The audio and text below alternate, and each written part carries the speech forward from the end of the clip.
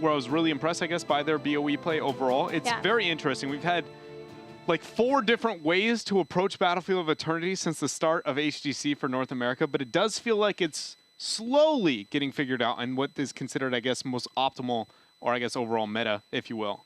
Yeah, and that started with Gale Force Esports. I mean, they are now at 4-1 on BOE. Yeah. They've only lost it once. And even saying, you know, we know that Tempo Storm struggles on that battleground, so we wanted to pick that. And it really felt like the nail in the coffin in that series versus Tempo after Gale Force Esports was so dominant in games 1 and 2. But Tempo did bring the fight there for sure. That being said, we have seen the fall of Artanis in North America, but still is relevant here on BOE.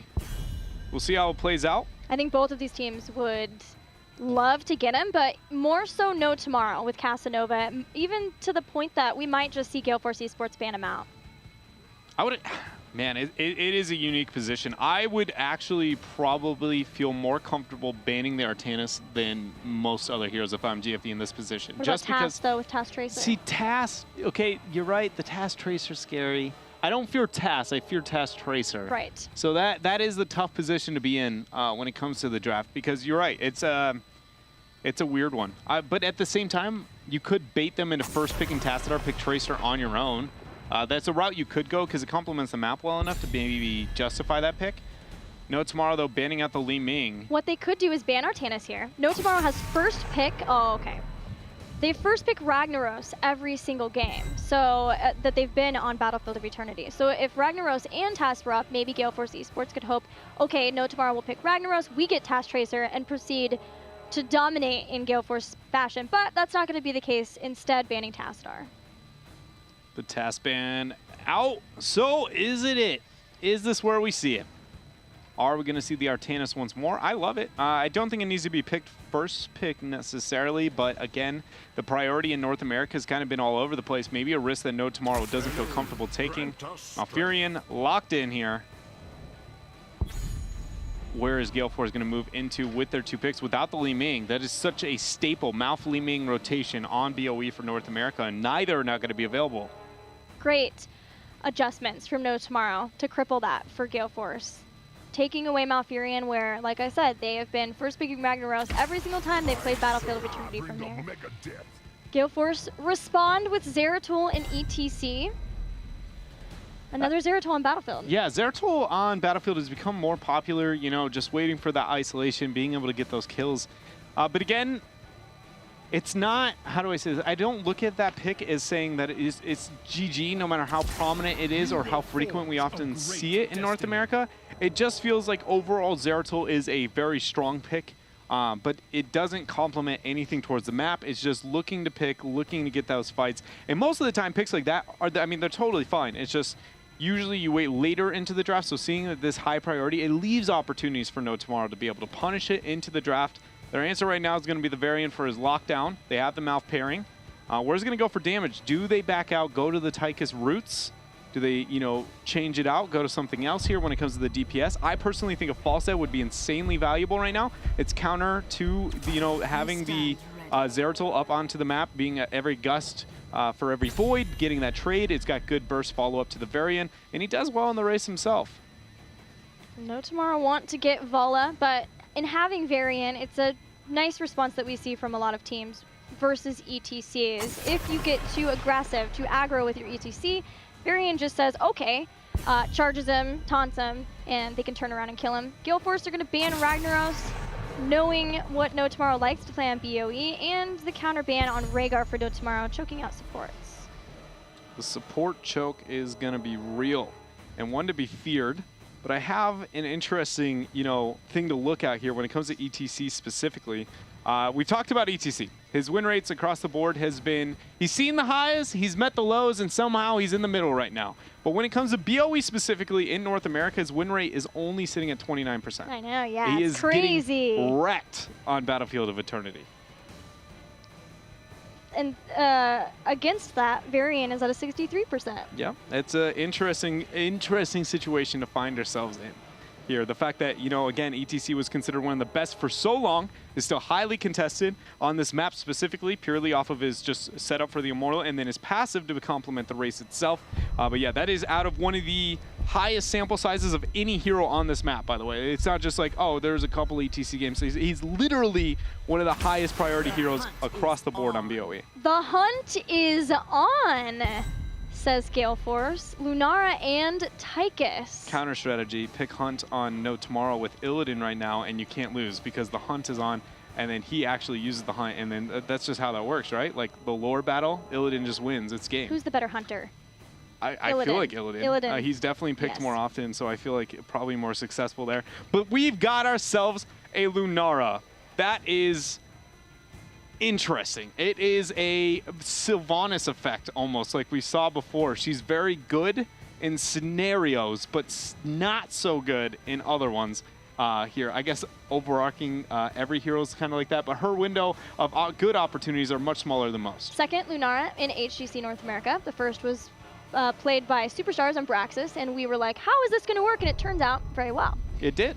It did work out. We'll see if that's the same for Gale Force, but of course, Nature's Culling is the talking point for Lunara. Once she gets that talent at level 7, she can do a lot more damage in the race. But so too can No Tomorrow by getting false stat in Artanis. Yeah, this is actually a very good draft on the side of No Tomorrow here. They put themselves into a beautiful position of running a solid 1-4, their 4-man being the Vala, Falstad, Varian, and Malfurion. The kill potential that they have is amazing. Artanis is so good into the 4-man, and the squishy backline with the Zeratul, Tychus, Lunara on the side of GFE, all within kill range early on for No Tomorrow here. The question is, do we see, you know, do fan things there onto the Zeratul, get a couple of picks here and there, and snowball the game out of control, or is the calculated play on the side of No Tomorrow enough? Last pick here, going to the support. Who's it going to be? Karazim? I think it's Karazim, but maybe Morales. I think it's going to be... Oh. I think more so Morales at this point. I don't think they can risk it. Not with swaps? Okay, so Karazim. And not even this, just the Varian. Just Varian. One taunt, you're dead. 100%. No stopping it. But it's a good trade-off because you're sitting there thinking, well, I have no cleanse on Karazim till 16, and that doesn't look too good. We've seen, you know, that matchup quite often, even when getting the 16. The dash isn't really providing that much other than ridding up one combo when there's so many CCs existing elsewhere. So it's a cool trade-up, but I think Karazim just purely on complementing the map. I did like the idea of like Lunara wins in long fights when it comes to just her raw DPS, and then taking Morales is only going to accident, you know, you don't lose long fights. But Varian usually just doesn't have those. he either won quickly or he lost quickly. With Malfurion too, right? It's like, oh, somebody's taunted. Oh, somebody swapped, and roots are there, and everybody's dead. Yeah. So fast. It's so I do like that they didn't move in that direction. I love No Tomorrow's draft. I do too. I think it's insane. They have a potential to race even still, or if not, they have so many ways of defending at the same time too. They have options, whereas I don't feel like Gale Force Esports has that. And they've got a global to soak side lanes in the downtime. They've got a little bit of everything when it comes to what you want on BOE, and that's why I was complimenting it. Like, I love their 1-4 split. I love their side soak. I honestly just feel like Fan is going to do Fan things, and then No Tomorrow's going to be like, well, this is where we are. How do we come back with it? And we get another Tiger JK Falstad, I hear. So there's that to look forward to as well. Yeah, I really enjoyed that draft. However, No Tomorrow did have a little bit of everything in the last game too, as we talked about it. And didn't work out as planned, but the idea was there. We saw the possibilities for their composition. And again, I see it here for No Tomorrow, for them to be able to take a game off of Gale Force. That being said, their little bit of everything was like actually just like a... they didn't commit to any direction. They didn't complement the map. They didn't look towards skirmishing. It was legitimately just, you know. But this is considering not only the map and skirmishing, right? I would say I agree that it does seem like both drafts were kind of all over in terms of what it provides, I guess, overall. But this one is much more focused onto the map and what it provides. So I guess by using the same terminology, this one is infinite better than the last one. It was just kind of like, hopefully Johanna Jaina does something in the last game. This one is scary. Well, we are ready for game number 3. Let's see if this infinite better draft can work out in No Tomorrow's favor as we head into BOE. An infinite better draft. That being said, it's not necessarily infinite better. It's in the best draft you could ever have in the world. But I do think it's very, very good. Gale Force here has a lot to answer to. And Lunara, when it comes to heroics, what are we going to see? Lunara probably going to be... Man, that's a tough one.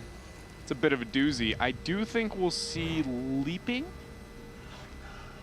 I think it's going to be leap. It'll be assassination idea, right? Where you just have leaping strike, and then Karazim and Zeratul can quickly move in and make it a 4v5 before No Tomorrow blinks. Yeah, because if you run Thornwood Vine, it then increases the probability of Trank being picked, and if Trank gets picked, oh, hold on a minute. That is going to be Trees here in a bad position so far. Akafe's going for the punches.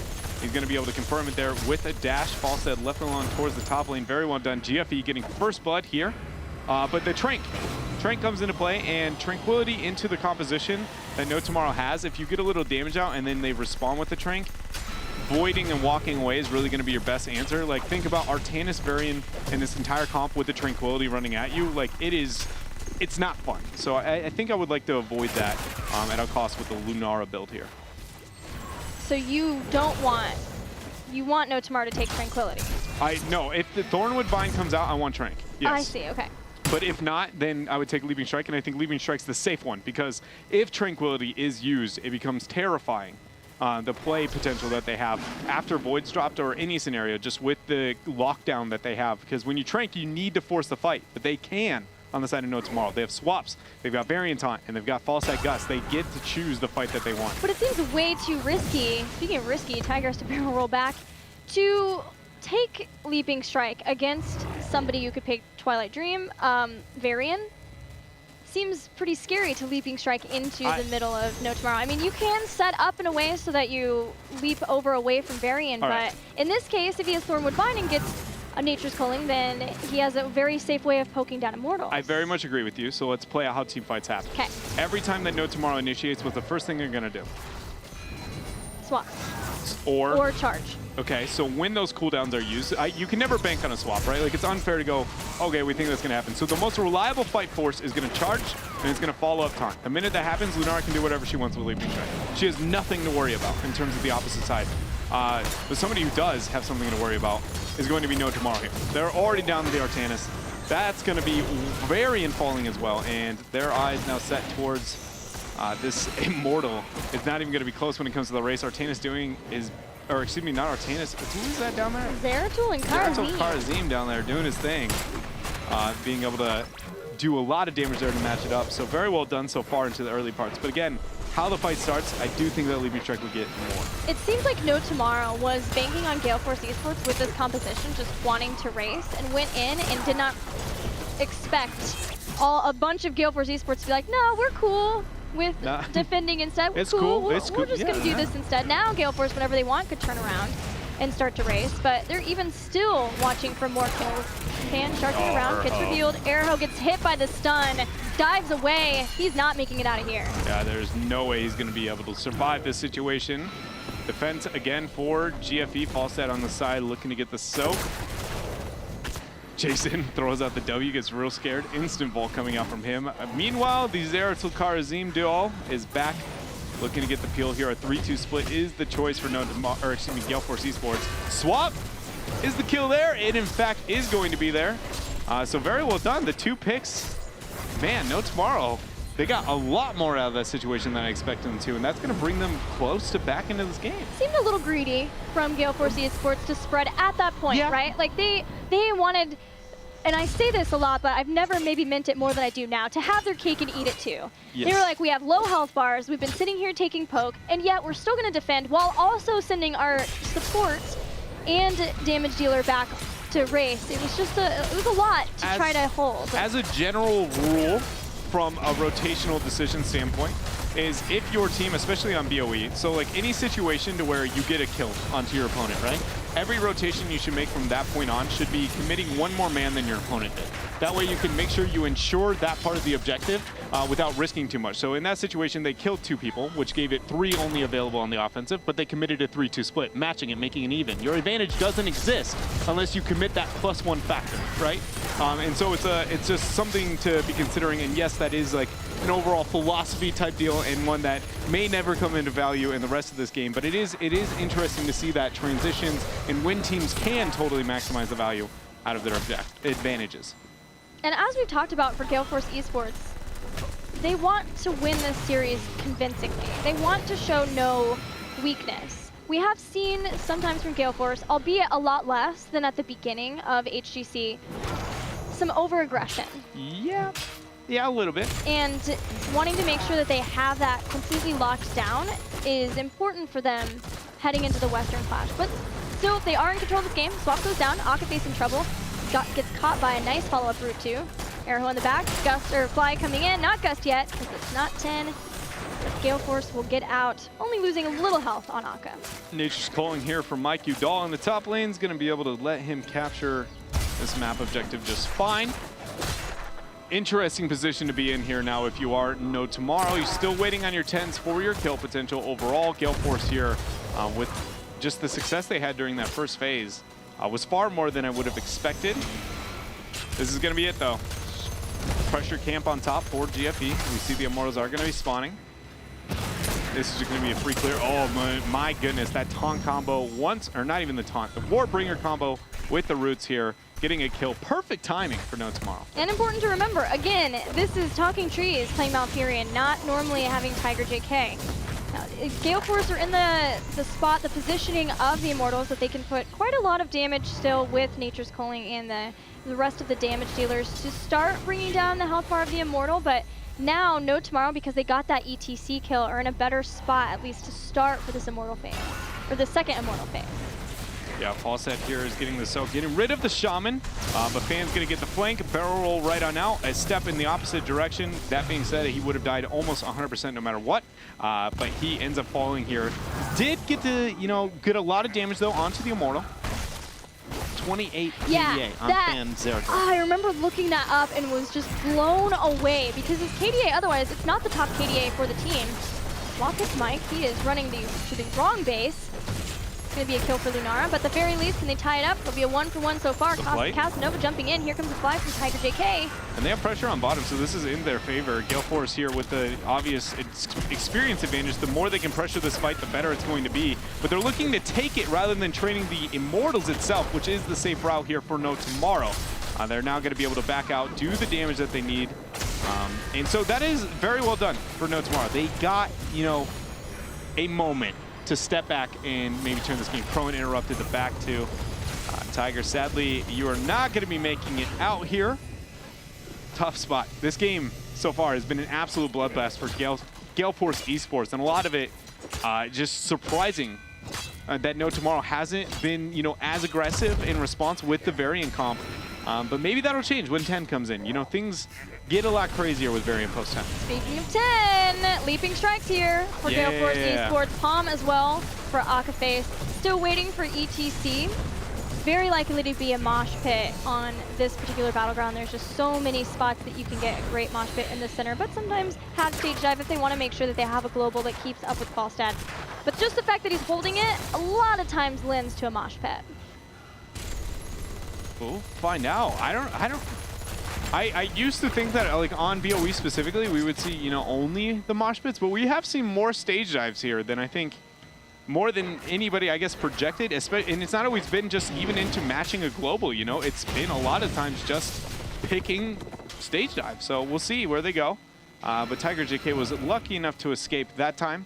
Sadly, that hasn't been the story for the most part. Urho goes in. There's the taunt. Do they have the damage? Leaping strike. Just dies right in the middle of one of those jumps.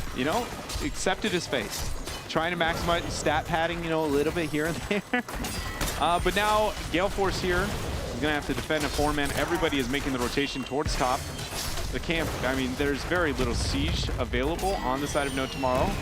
That mosh pit, though, is something to note. That is going to be a 2-man route. Urho goes in very much. That's going to be a lot of W's used. He's going to run out, ends up costing him his life. Now, with the void drop there, Tiger JK onto his own. Looks to flank elsewhere. That was confusing. Yeah, a little bit of weirdness on both sides. Casanova's in trouble. There goes the leaping strike. Michael Udall has one more and leaps away, but he gets taken out. Tiger JK, trees both with low health bars. the dive from Fan 2. Another kill. Akaface really able to follow up both Equinox and Fan whenever they go after a target, just giving that little extra boost of damage to make sure to secure more kills. And so Gale Force Esports, they did have some weirdness like the mosh pit, but in a good setup for this Immortal phase. Yeah, they're going to be in a fine spot for now. With that 13 in reach for them, we see the defensive posturing here for both sides, understandable, but again, it is going to be only in favor of GFE, considering they're going to be closing in there towards the 13 talents here. False Edge trying to stop that elsewhere. We're still yet to really just see a traditional fight out of these teams. I really want to know how these team fights are going to play out. There's the taunt used. There's going to be a good leaping strike. It's going to allow Varian to, or excuse me, Mike Udall to escape from the Varian. Equinox power slide onto Mal. But Falset actually died there into the side lanes. Fan getting the 1v1. Huge mismatch down there. Zeratul completely is just a direct counter to Falset in 1v1s, and it shows. Follow up once again. Still 23 seconds out until mosh pit. Equinox following for quite a while. Here comes the flank. Huge flank from Gale Force Esports. Fan dives into the backline. And then they walk away. It was calculated, though, considering how close that wall was. It was very risky. If he dropped Void, the ability to walk away is going to be quick. We actually saw that in Game 1. Dropping the Void next to the gate usually doesn't pay out. It's a lot better for Gale Force, though, because they have 13 and they have Mosh now, too. Yeah, the fact that Gale Force isn't offensive, though, with Nature's Calling, with having 13 talents here, is not using an advantage at all. They're legitimately just giving up their advantage at this point in time. So it does look better, but they're not capitalizing, therefore it's really not. So Falstad will be able to soak. Camps are going to be picked up on both sides. Gale Force figures this out now. Now they're going to move on to the cap, and they're going to look to get onto the Immortal. So we'll see if the response is going to be here for No Tomorrow, as Falstad now is getting the play. There's Erho diving in. Equinox pushes him back. Has the Encore 2 for a double pushback. Gale Force is just going to force the rotation and be able to walk away again. Can No Tomorrow make a fight happen before then? Taunt goes down. Roots underneath. Void Prison hits 4 in the back. Here comes the damage off of that. Nope. Gale Force instead happy to just get the Immortal and run right back to their base, get healed up for the next half. The only problem is that looked good there, yes, but it costs 80, 100-second cooldown for that situation to look all right. So now if they run a 1-4 split on the side of No Tomorrow, the one being only just casting over there onto the Artanis, they're looking for a full 5-man for now, maybe questioning if they need better engage. But so not going to capitalize anywhere for now. But again, this is such a good position with that Void down for No Tomorrow if they run this split. Swap. Hits nobody. Playing this out slowly. There goes the stun. Follow-up Roots 2. Casanova's there. Palm hits Tychus. Does not get procced. But the fight will happen down below inside. Arrow does not get that kill for the team. Mike Udall's in trouble. They have a leaping strike to get back over the wall. He does not. Lunara gets taken out. Finally, No Tomorrow finds their kill. Very well done to be able to get the kill. Now, what does No Tomorrow get out of it here? As we see Varian there onto the defense, everybody else moving onto the Immortal. This has been such interesting play from these teams here into this game. I mean, outside of obviously, maybe the lack of power slide in the Mosh on top, Urho actually is going to make it out for now. Good counter route on the side of Trees. Fan is going to get swapped, teleporting right out of there. But just, Gale Force not forcing their advantage, and then the not committing a 1-4 split on the side of No Tomorrow, even though their comp is legitimately legendary in that position. It seems a lot of these rotations seem to be just very 5-man oriented and not willing to risk anything else, right? Just fully as a group. Afraid of maybe getting picked, I'm guessing, is the #1 thought. Is there a power spike maybe that Gale Force is waiting on to hit? For 16, if there is a 16 power spike, it would solely be on, Tarzim has a pretty big one. And then I would say it would maybe Lunara, maybe? I don't look at the Getting Starwood Spear for range? Yeah, the range kill potential onto a target, but I don't look at that as definitely not big enough to justify for the decision making so far. Down.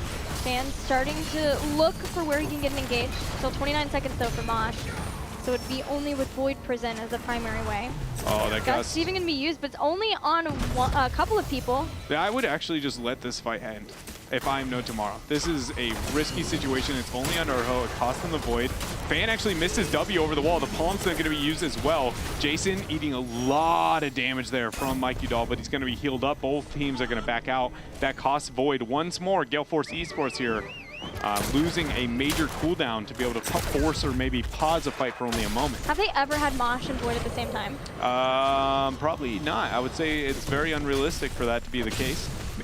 What if the 16 spike is just the cleanse? That's it. They're just waiting on the Karzim cleanse. Yeah? To justify keeping Void and Mosh. That might be the thought process. Again, it still feels a little risky. And that being said, No Tomorrow's had some, you know, kind of unique plays of their own so far into this game when it comes to the transitions. Fan's up on top by himself. Nobody sees him standing still. Such a unique mechanic in Heroes, the stealth system here. For you guys who don't know, it works off of lighting reflected off of the model while stealth. And so how that works is actually you legitimately are less visible on any map that has just got a darker hue. Or you are also just standing still. You are less visible than when moving because, again, your light reflecting is non-existent. So if you ever get stuck, just stand still. Oh, talking trees. Might not be a smart main, but he knows what bushes are scary. It was 16. Nice cleansing touch to stop the swap. It was 16. Gale Force got that 16, instantly got aggressive. So whether it was getting sentenced to death or it was the cleansing touch, even Lunara getting choking pollen, so not going for the extra range, instead getting choking pollen just to have a little bit more burst damage with her Noxious Blossom.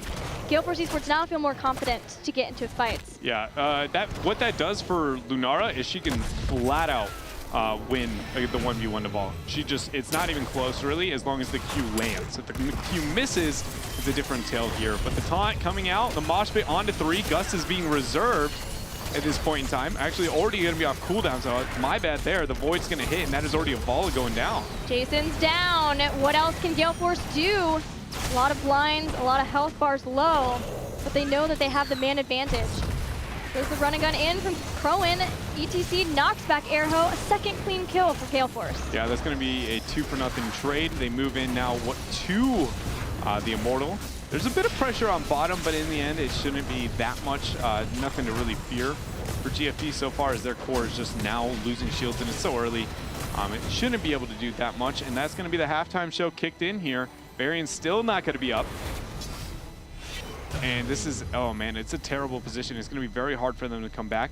Giving it up might just be in the best interest, again, because they know it's going to bottom. Tiger JK, rolling over the wall. Octoface looking to confirm the kill. Gets it. Trees. Twilight Dreams, but the Dream's dead here. Ice Block is used, buying time. Still go down in the end. Jason's now coming in. He could be in trouble. Strafe trying to get the kill. Lunara goes down. Casanova goes back in. He's got 2 low targets. Oh, he's going to Palm. swap targets. He's not going to, oh. Blade dash. Blade dash in. Does he have it? Ball is back. There it is. 2 swaps. He gets 1 kill. Does he get the second? The W, that's the stuff is healing him up. At 13, Crowan getting the self-heal there, and he's going to be able to win the trade.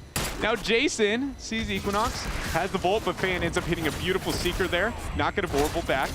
There goes the power slide. They move in. Jason here has a limited life. Erho now is on full retreat. Can he get the kill on Erho is the question. It's looking like the answer here is going to be no. Good body block coming out from Fan. Now we see Tiger JK is back here. What a If you ever wanted to know what trickling in looked like, we in fact are experiencing here. No Tomorrow. Fan might, with the free open, he will lose the trade if he barrel rolled in. The most important thing into that matchup is making sure you get full value out of your W if you are the fall stack. Right, especially with Static Shield, which he has. Yeah. And the back and forth continuing with Tiger JK, but Crowan's back, so is Equinox. Gale Force Esports trying to burn down the Immortal now as each and every member slowly resurrects. Just 15 seconds until we get Varian. And No Tomorrow are going to need him because this is a well-shielded Immortal. Yeah, they're going to need a little bit more than Varian at this point in the game because this is a big Immortal. That 4 is in the way, but it's really not going to be able to do much. Way too much HP, and at this late in the game, the Immortals hit significantly harder than what we've experienced so far. The range damage, though, between Falstad and Vala should be enough to get a little bit of damage there. We see Q Vala coming into play. Falstad's actually soaking on the top, though. So that's going to put them even in experience. Falstad actually flew, but Zeratul saw it, so Zeratul looking for the flank. Oh, man. He is scouted. Here comes Fan, joining up with the team. Odin down. Odin used to continue the siege. Gale Force knowing that they're very close to getting 20 if they could just get a few more structures down. Yeah, they're going to snap Void the minute that they get 20 here. That's going to be a turret, not enough to get 20. They're waiting, see him being as patient as possible. Power slide goes down. Urho is taking damage. He goes in for the taunt there onto Zera till he gets sniffed out. He teleports directly out, but it costs Akaface's life. In fact, he was silenced. No opportunity to keep himself alive. Now Jason going in. Mike Udall getting the trade there with the leaping strike over the wall, but good heals coming up from trees, but he goes down. The Void there is still up. Tiger JK now. Equinox. They got 1 kill. How much more are they going to be able to get at this point in time? He's barely stayed alive. Trees and Tiger JK get the kill. Crowan will go down 2. Gale Force Esports lose 3 for only just getting that 1 kill. And it all started with that amazing taunt from Airho on Zeratul as Fan came in looking for that Void, just like he said. I don't know how he got revealed, to be honest. I don't know if a spell hit him. I don't know if a scouting room was dropped, but whatever it was, that reaction time on the side of Urho was the only reason that fight went the way it did. And that not only allowed Airho and the rest of No Tomorrow to stay alive, they're going for core at this point. They don't have 20, but it's just Michael Udall and Fan. He's gonna go for Tiger JK first. That's the kill potential. So you all in there. Oh, Gust was used to stop Michael Udall. It's not over. The damage was They there. got it. There's 1 kill. There's 2 kills. Casanova's the next target for the rest of the team. He tries to swap on over to the side. It's only Airho and Casanova yet. So yeah, that's going to be, you know, he goes down there onto the core. Urho has no opportunity to make anything else change there. And Volleback is not going to be able to make it to the core in time. And a lot of that came down to Tiger JK was the only one within kill potential. And you always have to fear Zeratul with 20, with the rewind there, the kill potential he has. It's just terrifying there. And it was a tough position to be into. And now as game. With Void up, I don't think there's any way they can stop it. Gust is the only thing that really would be a deterrent. And especially if Jason dies here, it will not be much of a fight left as Gale Force now is going to be able to turn this game. Leaping strike hits Jason. Jason's blown up, and that'll be the end of the game and the series. Gale Force Esports very nearly ending or losing this game, but still able to turn it back around, defend their core, and bring down No Tomorrow 2-3-0. Maybe the Gust. Oh, it's Wind Tunnel. It's not enough. 26% on the core. Twilight Dream is going to be used as well. And then Wind Tunnel ends, and everybody goes back to the core, and it quickly falls down. Gale Force is going to 3-0. But well fought into the last game. The entire series there on the side of No Tomorrow. And I think, you know, we talked about how much we enjoyed No Tomorrow's draft. I think it showed a little bit there into that game. Very difficult for Gale Force really to be able to come out with the win there. Just a risky core call was really all it took there. Yeah, No Tomorrow, yes, throughout this part 1 has only been able to take 1 series so far. But just the fact that they have made the necessary steps to improvement, they know that they have made leaps and bounds in their improvement. They can take this break now that they're going to have to really just focus on the things that will take them and make them able to hang with those top teams just a little bit better. Yeah, I think that improvement is the #1 thing to note from them. Yeah, I don't think it comes out to the wins at all. I mean, you would much rather a team in North America that is constantly getting better than you would a team that can win half the time and loses the other just because, you know, like you wouldn't want those. I would much rather a team that just starts from nothing and makes their way to the top here. And it does feel like No Tomorrow a little bit slower than I think everybody would have liked to see. But the fact that it still exists is an important key for them.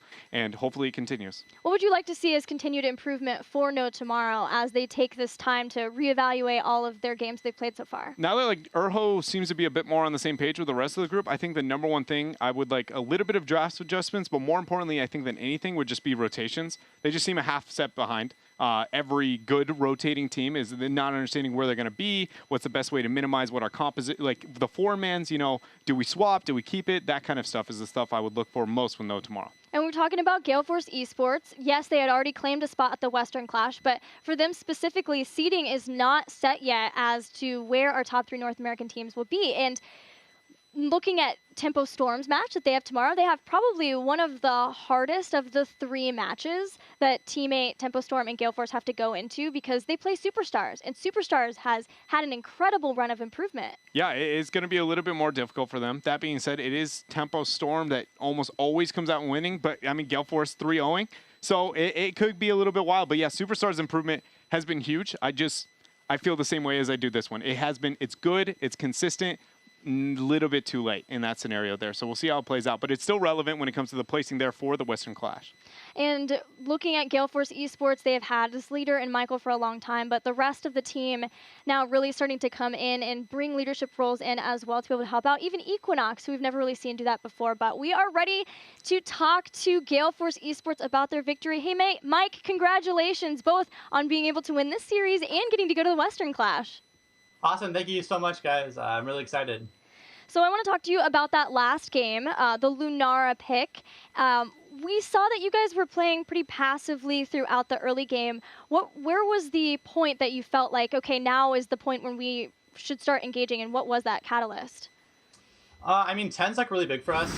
Lunara is a hero that I personally have been playing a lot and I really enjoy. I don't know if I'm ready yet for a lot of HGC play. I had a lot of deaths that game. But definitely, kind of our big catalyst was 10. Like, once we start getting our ultimate Sleeping Strike, I'm kind of able to, like, 1v1 backliners. Fan was able to get Void Prism. I feel like that's when we really started to, like, turn it on and look for fights. Did you guys overall just feel... I guess that performance for you guys was good, but I guess it didn't feel as great or nearly as dominant, I guess, as some of your other ones. So you feel like today was like you guys just kind of came in with a little bit less prep of maybe that of what we saw last week versus Tempo Storm, maybe just a little bit of off day. Just more curious about the thought process and overall philosophy going into this game for your team specifically. Yeah, I mean, I think it was a little of both. I think we did prep a little bit less for this team than we did for Tempo, which I don't know how I feel about that. I mean, that's just a whole team thing, right? Like, we should ideally prep a lot and the most for every single team possible. I was just going to say that I agree with you, but it just the, how do I say this? The burnout factor exists, and I just wanted people at home to understand that, like, if you know life every single series, that burnout factor can exist. But keep going. Yeah, I mean, I was going to say is, like, I don't think that's necessarily possible. Like, I don't think you can do that. That's sustainable. Does that make sense? I think it's possible for maybe one season, but, like, every single player on our team wants to play in HGC for a couple of years, right? So it's like, if you're at that level your entire life, or the whole 5 years, you're going to start hating the game and things like that. I do think that it was kind of nice to have this week where we didn't prep as much, because leading into Poland, like, we're going to have 3 weeks. Like, we're planning on boot camping. Shout out to Gale Force for giving us an amazing boot camp the week before Poland, and we're just going to super prepare and be excited and, you know, destroy my boys Fnatic. Easy games. Talk to us about the Western Clash, besides giving Quagnix a little shade back.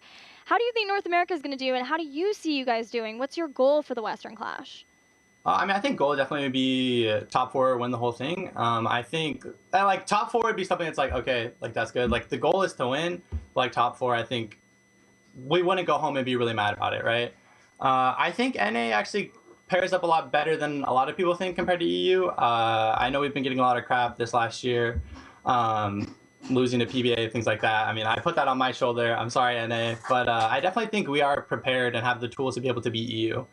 Heroes of the Storm is the type of game where any single day, depending on the draft, how people are playing, like any team can win. So I definitely think my team, if we prepare and have a day where we really show up, I think we could beat any team in the world. That being said, we have to do all those steps and actually show up. Well, it's great to hear. I know we're both really excited about how much preparation you've shown versus Tempo Storm, and excited to see that as you head into the Western Clash. And do you have any shout-outs before we let you go?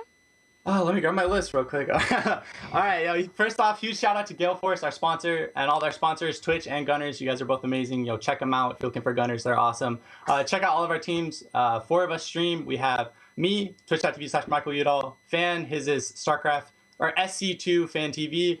And then Crowan's is just Crowan. Equinox is JUS_Equinox. And then Akaface, follow his Twitter. It's AkafaceHots. Yeah, and thank you for all our fans and viewers. You guys are all amazing. And my beautiful girlfriend. All right, thanks, you got Mike. last time. I did not. Congratulations, and good luck to Gale Force Esports at the Western Clash. That's it for that series, but we have another one coming up, and I know we're pretty pumped for that. B-Step versus Naventic. Yeah, it's it's going to be a little bit the old members of North America here, figuring out who pulls out ahead. But yeah, it's going to be an exciting one. We're going to take a break, and when we return, we'll have that matchup waiting for you. See you then.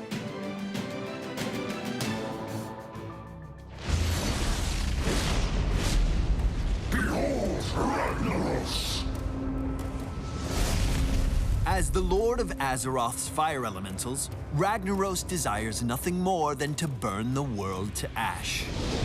Under the command of the old gods, he waged a war against the Titans eons ago and was banished to the Firelands after his defeat.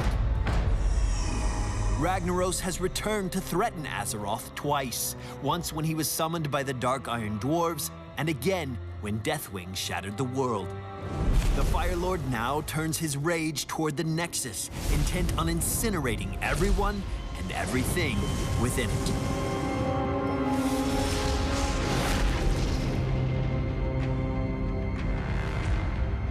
Ragnaros is a resilient melee assassin that controls the battlefield through his mastery of flame and by taking over allied or destroyed forts to call upon his full power.